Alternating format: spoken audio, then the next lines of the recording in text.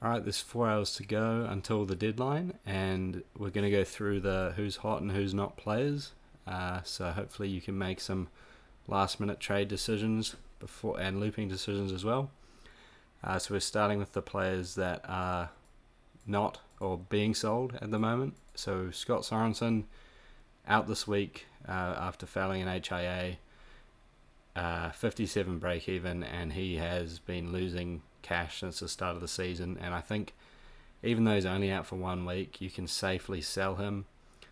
If we look at his minutes this season, he's only playing like that sort of 50 to 60 minute role on the edge, and at the price of 33 points, I think that's about where he's going to be scoring, and it's just not someone you want on your fantasy team at all, really. So you can easily look to pivot down to one of the cash cows that will go over in the who's hot list and bank 1 to 200k there easily. So yeah, he's a definite sell. Jack Howarth, a bit more of a on the fence decision for me. I think a lot of people bought him coming into round 3 where he's gone 25 and 26. But in the strong Melbourne team, I think he's due some attacking stats, although he did get 2 try assists in round 1. Although they are coming into Manly and the Warriors, so 2 fairly tough games. So Howarth is probably a guy, if you don't have too many issues in your team, you could look to move him on to a Katoga or a Jenkins, as they're definitely going to be making money here. But I can see with Howarth, his price isn't really going to move too much. So yeah, it just depends whether you are making trades elsewhere in your team. I'd say he's one that's fine to hold, but also I'd say fine to sell. Jordan Ricky, not in too many teams here, just 4%. He's suspended for 2 weeks, and he's had a pretty good start to the season here, averaging 51. And if we look at his career average, second row over 70 minutes, he averages 43.1. So I'm probably thinking that by the end of the season he'll be averaging in those mid-40s. So I think now is a time you can probably look to jump off him.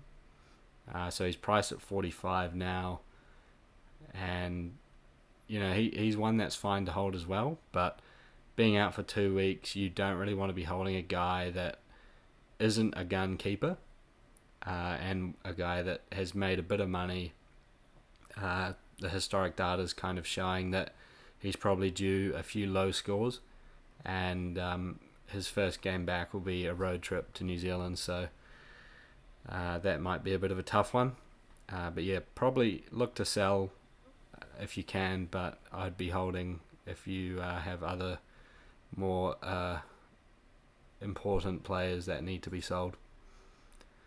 Fisher Harris, just on the bye this week, he's definitely a hold for me. He's scoring pretty decently, not getting the best minutes. Probably hoping for more like this game in round 2 here, 58 minutes.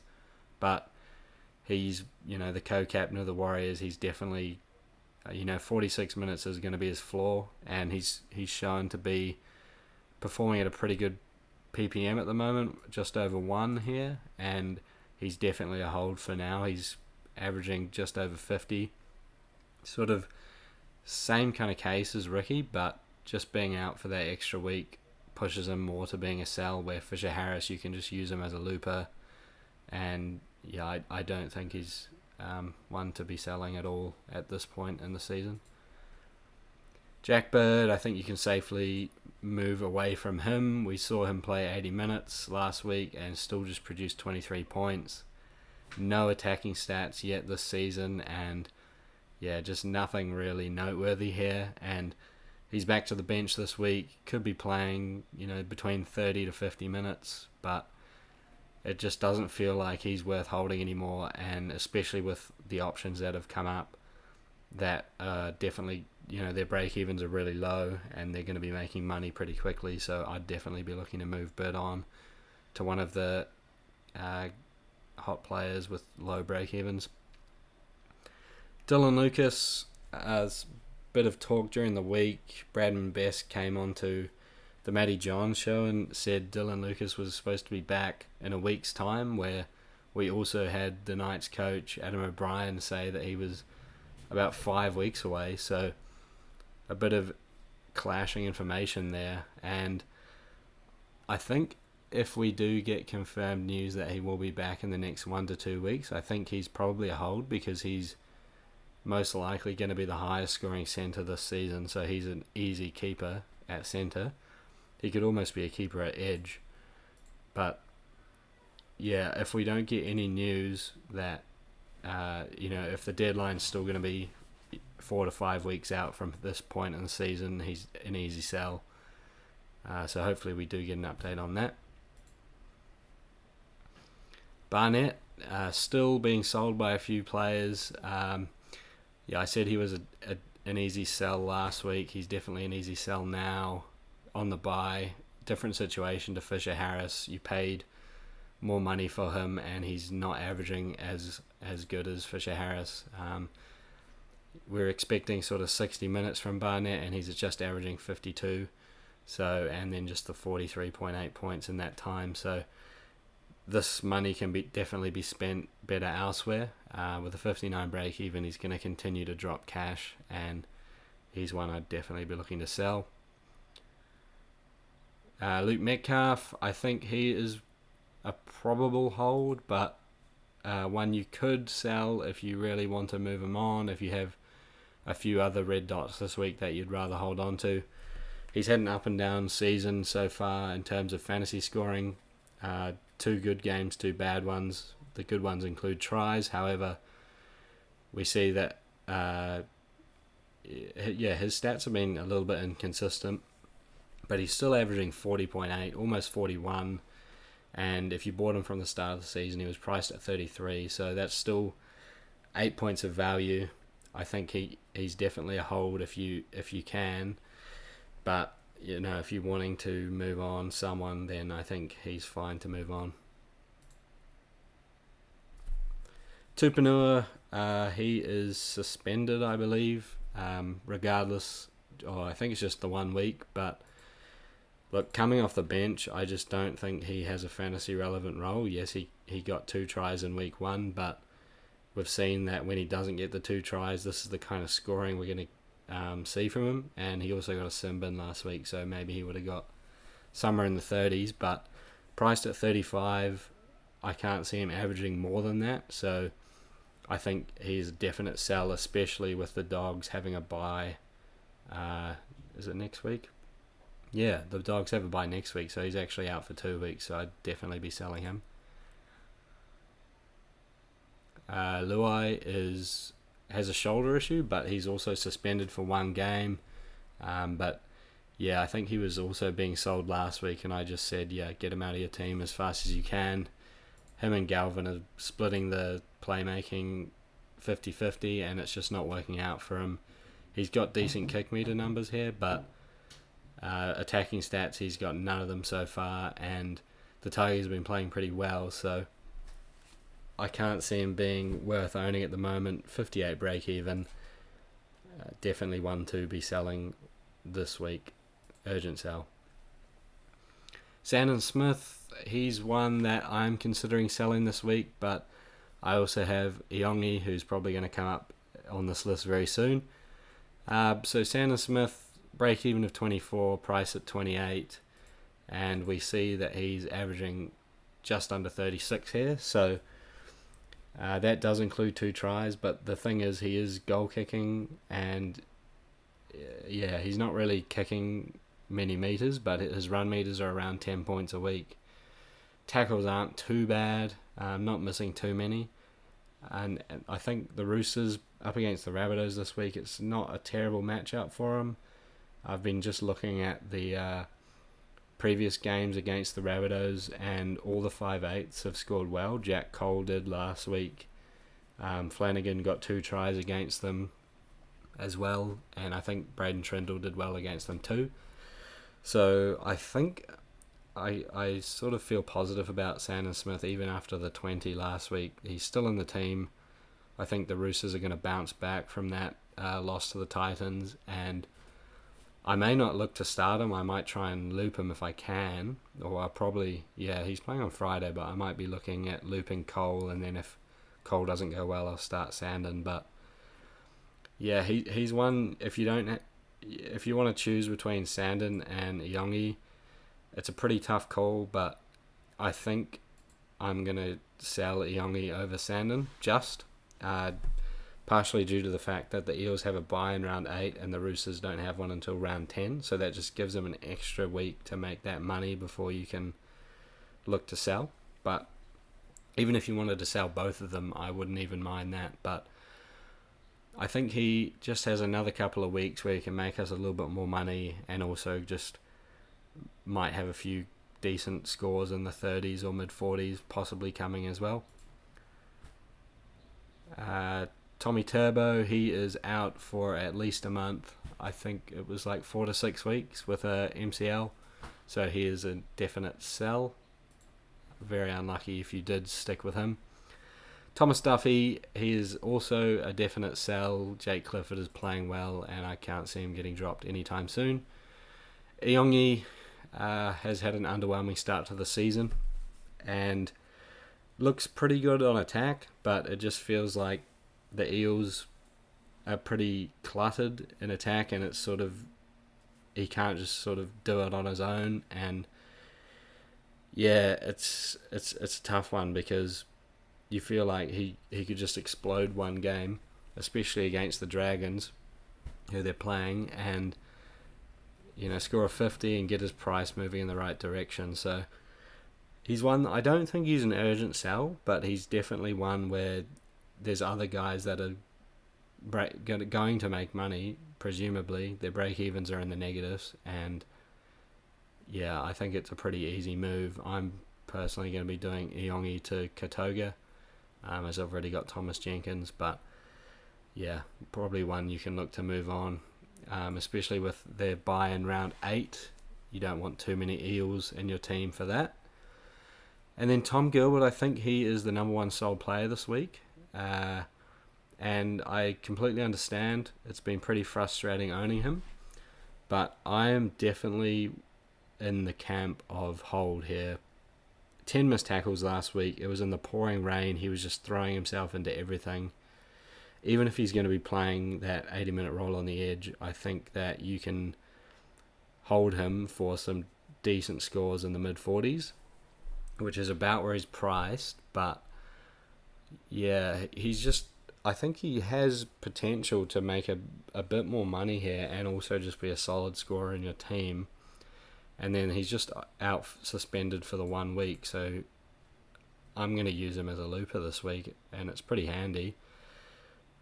So unless my player that I put in my slot 5 scores badly, then I'll sort of reassess. Maybe I do want to sell him, but I'm really hoping to hold him, as the middle edge duel is really helpful as well. And yeah, I just think he's such a key player in the Dolphins team. He's always going to get decent minutes. If he can just clean up the missed tackles, he should be pretty good. Like, we've seen what he can do, a 65 and 56 minutes, although that was at lock in a pretty 59 tackle game, a bit of an anomaly. But yeah, I'm going to be looking to hold, but I definitely wouldn't stop you from selling either. There's a few, even just cashing him all the way down to a cash cow would be absolutely fine. Alright, we're on to the hot players now. Toby Couchman at the bottom of the list, being brought in by like 2 or 3% of teams. So Emre Gula is suspended for 3 weeks, meaning Couchman would probably get a boost of maybe 5 to 10 minutes of playtime. So Laurie comes onto the bench, and yeah, Laurie would probably get less minutes than Gula. So Couchman is a guy where he's priced at 45 now. If you think he's going to get, I would say, 55 minutes, he'd be a buy. I personally project him to get around 50 to 55 minutes a game, which is right on the borderline of being a buy. And I think, yeah, if you're positive about him, if you're impressed by his performance last week, where he got 48 points in 44 minutes, no negative stats, then I think he's a perfectly fine player to buy. But he's not a player that I'd be forcing into your team. I think, for me, I could easily do Gilbert to Couchman, but I just don't know if I want to do that. I don't know if it's a trade that I have to make at this point in the season where, it depends on your view of what you think Couchman's going to do, because he's probably going to score at about 0.9 ppm, or maybe, somewhere between 0.9 and 1 ppm, I'd say. So it just depends on how many minutes you expect him to get. That's what I'll say on him. Riley Smith, so Joey Lussick has a thumb injury, I believe, and he's going to be out until round 11. So Riley Smith has come into the starting side as the Eels hooker, with no noted bench hooker on their bench this week, although Dylan Walker can cover there, although it just doesn't seem very optimal. So I think Riley Smith will get the bulk of the minutes there at hooker, maybe 60 to 65, but he's one where I wouldn't mind just watching one more week and just seeing what his minutes are like and how he does go in the longer minutes role. We can see here he's got the two bigger minute games, 53 and 55, where he only scored 21 and 30, so even if he does that again, he'll only rise like 20k, which isn't the end of the world. You can still look to buy him. And it seems like he's pretty nailed on. The coach seems to like him. He's been on the bench each game so far, and now he's earned the start. Brendan Hands is still in reserve grade, so if he was behind Brendan Hands, then he definitely would have come straight into the starting side, and Smith would have stayed on the bench. So I think he's one you can look to buy this week, but I would personally be waiting a week, just seeing the confirmation of his role and just seeing how he goes, because he's a tackle bot, which is nice, but he hasn't done too much else so far. But if you do need a backup hooker as well, if you did sell Watson and you just have Mamazalis, he's a guy I'd be looking to target as a backup. But just keeping an eye on the round 8 buy here. If you have too many Eels, you don't want to have too many and get caught out on that round 8, where you could have a couple of Eels and someone else gets suspended and someone else gets injured, and all of a sudden you're down to 17. Stafford Toa, I think he's not the worst buy this week, but I'd just be going for Katoga here or Jenkins. They're 80k cheaper, break even around the same, and I can see them averaging around the same as well, and I think you're just going to get more money out of those guys. Toa's was more of a buy in the past 2 weeks.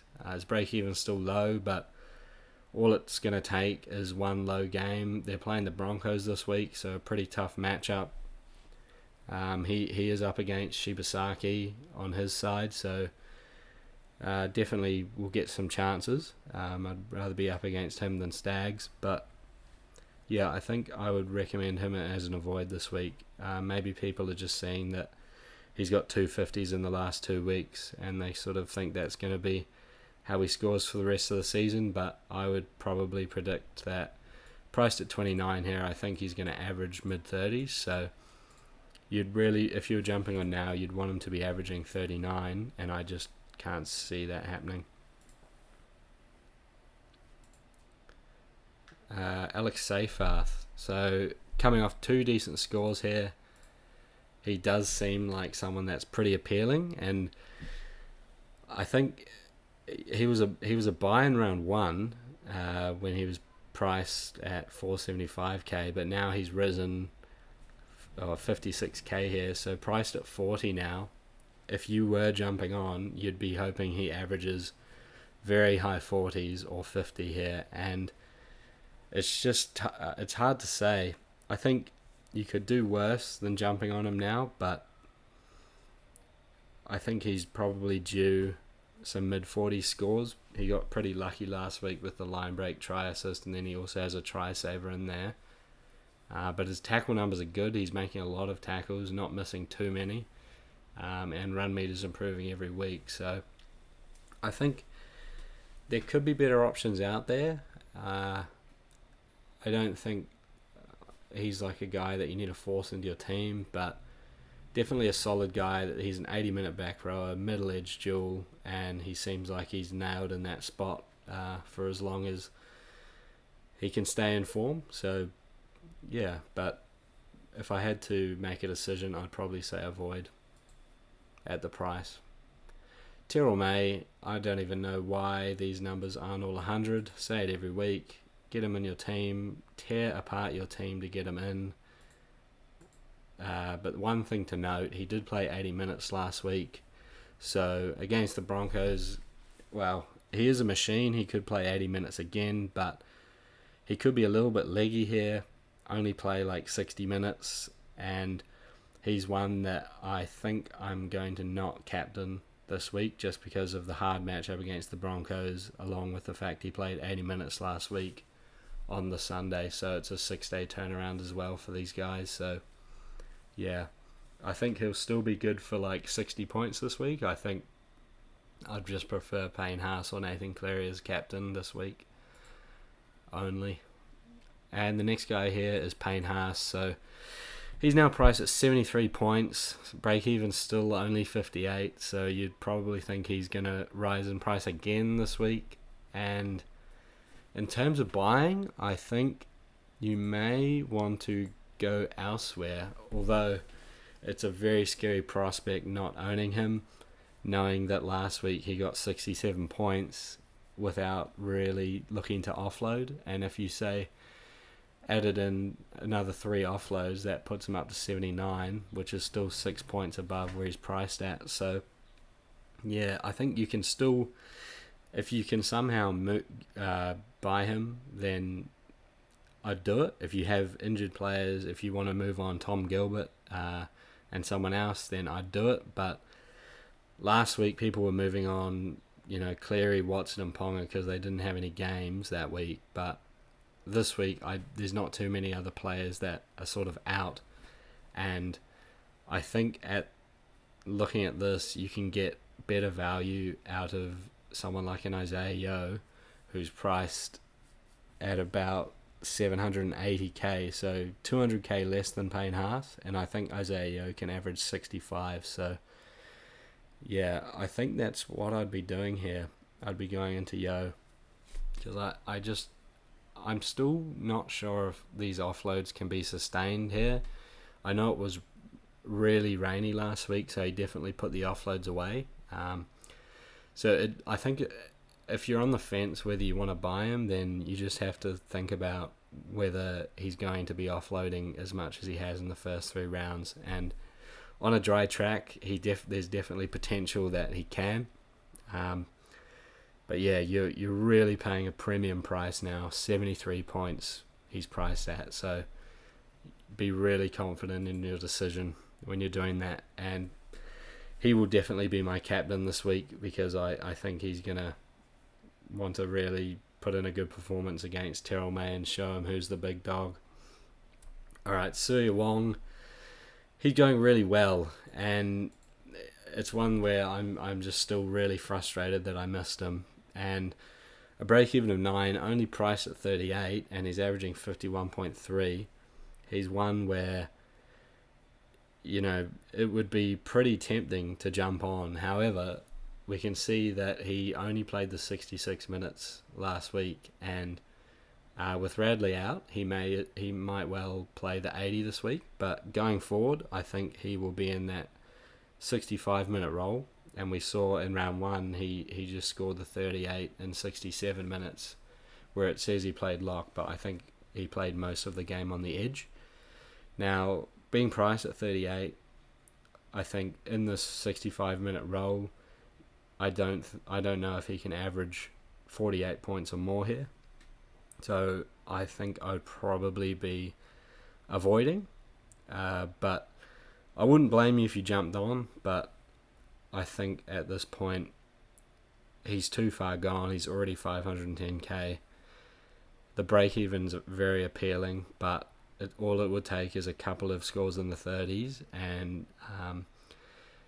his price making is going to drastically stop, and you're going to be looking to sell him before you know it. So yeah, I think I'd probably be avoiding. Alright, a few more to go. Lachlan Hubner. So he returns from a 2-week suspension this week, and he's straight back into the Bunnies team at lock. And I think he will probably be playing this 45 to 50 minute role, and probably scoring about mid-30s. So I think he's still a buy, break even of 0. Price at 23, so even if he just scored 33 in sort of 45 to 50 minutes, which is definitely doable, he's still a buy, and I think he's one that you can jump on this week and probably start in your 17 as well. So yeah, I like Hubner as a buy, although we have a few more cows coming up that I probably like a little bit more. However, Hubner is absolutely fine if you do need a mid. Fletcher Sharp, wow. He's really high up in the buys list here, and understandably so. He started the season really well. Nothing under 50 so far, and just his stat lines are really impressive, scoring in lots of different areas, including 5 turnover tackles in the first 3 weeks. So that may not be as sustainable, but priced at 48, averaging just under 62, does seem pretty appealing. However, I just don't know if I can go into it. It's one where you really have to take a leap of faith if you think the Knights are going to carry on playing this free-flowing footy. They got the Dogs, Tigers, Sharks, Warriors. They're all pretty tough games, but I think Newcastle can score well against anyone. The only team I would not prefer them to play is probably the Storm, who they aren't playing, and so I think Sharp is a guy you can definitely look to buy.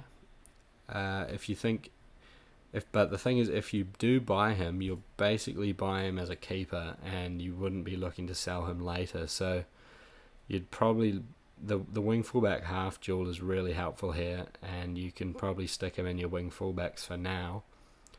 And yeah, if you think he can average, I'd say 55 or more, then I'd definitely be jumping on. It's just, if it comes down to just base stats, he's probably got, I'd say, 20 tackles a game, couple of missed, 5 tackle breaks. So let's say that's about 25 points.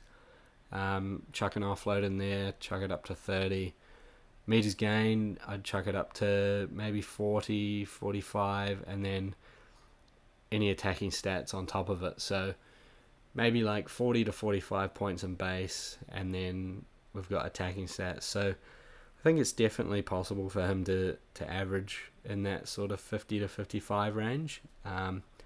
But yeah, all I'd say is if you're buying him, look to buy him as a keeper, not one to make money and sell, as he'll also be one that's pretty good to have over the Origin period, as he definitely won't be playing Origin, I'd say, and the Knights don't have another bye until round 18, so he's got a huge stretch of games here, so definitely a solid one to look at. Thomas Kant, however, another Knights player, I think he is an avoid. So Kai Paul will be back next week, and that will either push Kant out of the squad, or he'll stay on the edge, and Frizzell will move back to lock, moving Adam Elliott to the bench. But we just don't know. And then you've also got Dylan Lucas, who is, I'm guessing, if I had to guess, I'd say he's 3 to 4 weeks away. So if you're jumping on Thomas Kant here, at best you're going to have him starting for 3 to 4 weeks. And although he scored 76 here, that was 56 tackles. That's just a lot. 2 turnovers as well. I think a realistic average would probably be 50 for him. And even if he averaged 50, why isn't it letting me click here? Useless thing. I think even if he averaged 50, he's not going to make you enough money to be worth the buy, because you're definitely going to be selling him, and it just feels like too much of a risk to be going into. So yeah, I don't think I'd be buying him. Jaden Campbell, on the other hand, I think Yeah, his price is rising. He's up to 56, priced at 56 now, and I think he's still a buy this week, averaging 62. So he's a definite keeper. We've seen stats from him this season that we haven't seen before. The kick meters most notably, and the Titans look all right. They put the Roosters away, and the scoreline didn't really do it justice for the Roosters. But yeah, I think Campbell's one where he's just going to be involved in everything in the Titans attack, and if you do have someone that you can sell to get to him, then I would be doing it. Although he's not one I'd be tearing up my team to get. So yeah, I think goal kicking as well. He's got decent try threat. Owned by a lot of teams in the top 5,000 as well. I think you can definitely look to get him in as your next sort of keeper when possible. Alright, Nafahu White, break even of 11, now priced at 43. He's made a lot of money, and it seems like that's going to keep going. So back in a 50-minute role now with most of the Roosters troops back, but he's scoring at a PPM of 1.06 at the moment. So even if he stayed in that 50-minute role, he could definitely average in that low sort of 50s zone. So I the past couple of weeks I've said he's an avoid, but I'm sort of open to changing my mind on that. I think if you are confident that he can maintain this PPM, because he does look really good out on the field. He's making solid tackles, not missing many, breaking a few tackles as well, and then his meters gained are just really solid. So, and he's also looking to offload as well. I think between him and Alex Seyfarth, because they're both kind of similarly priced, I think I might slightly prefer Seyfarth just for that 80-minute role. And I know he likes to tackle, so yeah, it's quite tough. I think they're both guys you can jump on now, but there's also other players that are dropping in price that you could look to pick up in a couple of weeks, like, for example, David Fafita. So I wouldn't force it with White. If you did want to get rid of Tom Gilbert, I'd look to Seyfarth or White, but I wouldn't be selling anyone that sort of isn't a screaming sell at the moment to get White in your team. Alright, final three. We've got Katoga here, 320k, priced at 24, break even of 2. And so if you're jumping on now, you'd just be wanting him to average 34 points or more. And I think this is absolutely possible. Averaging 35 at the moment. That includes a game off the bench where he just played 60 minutes. That was his first game of the season. But it does look like he's going to be playing that 80 minutes on the edge. And even with the Eels performing not very well, he's scoring okay. He's maintained his spot in the team. And I think the coach thinks pretty highly of him as well. So 34 at worst, I think he can average up to 40 points. And he's a guy where he's got that centre edge duel. You can definitely look to start him in your centre spot over some of these centre cash cows that we've got that are a little bit more hard to predict what they're going to score week to week. Whereas I think with Katoga, you can sort of reliably depend on him to get you 35 or more points. So yeah, he's one I'm buying this week pretty confidently and starting in my 17.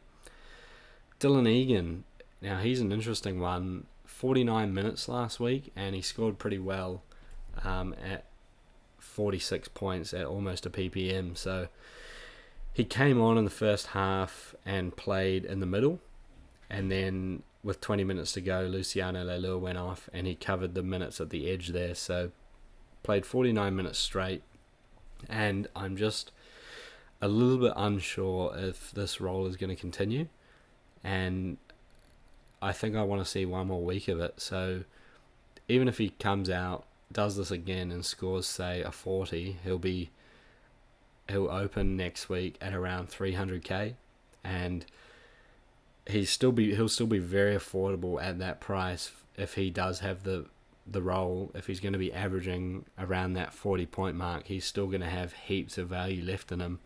But he's just a guy that I feel a little bit wary going into. He's a rookie. He's only played one game.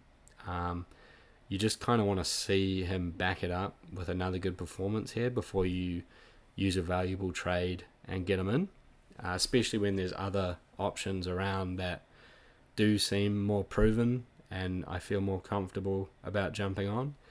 And there's also the fact that Jaime Saleh and Tom Eisenhuth are returning through the Dragons reserve grade team this week, so they both could be looking to push into the Dragons forward pack from round 6 onwards. So yeah, there's that worry as well that just is in the back of my mind. If the Dragons put up a bad performance, they could swap around their forwards, or even he could still stay in the team, but Eisenhuth and Saleh could come in and take a bigger minute role, pushing Egan's minutes back to like 20 or 30, because if you jumped on and he only played 20 to 30 minutes, he'd be someone that doesn't make you much money and you'd be looking to sell pretty quickly. Alright, and then our final cash cow here, Thomas Jenkins, playing centre for Penrith at the moment, so he's got a break-in of -1, price at 22 points, and Brian To'o has been confirmed to be out for a month with a hamstring injury, so Casey McLean will be filling that spot on the wing, and then presumably when To'o comes back in a month's time, he'll return to the wing and McLean will just drop out of the side, which means Jenkins going forward seems like he is going to be their left centre for Penrith, pending any horrible performances, but he did no harm in that in his first game where he put up a 53. Well, his first game at centre, that is. He put up a 53. Really nice score. 3 offloads here, really good run meters, 173, and good tackle numbers as well. So if you're jumping on now, you're expecting 32 scores or more, and I think that's absolutely possible. I jumped on last week, so I was really happy with his scoring there, and yeah, I think him and Katoga are definitely the best buys of the week. You can definitely look to buy both of them, and I think that's definitely a good play. And it's just a thing of your own squad makeup if you want centres or wing fullbacks. Yeah, that's basically what it comes down to. So I think both of these guys are going to make 150k pretty easily.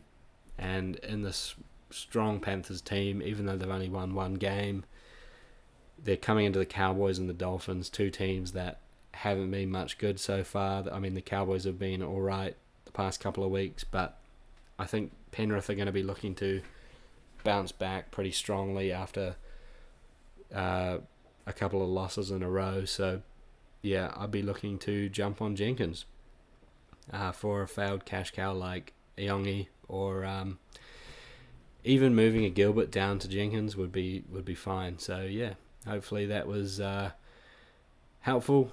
You can make some decisions before the deadline, and yeah, good luck. Oh, I need to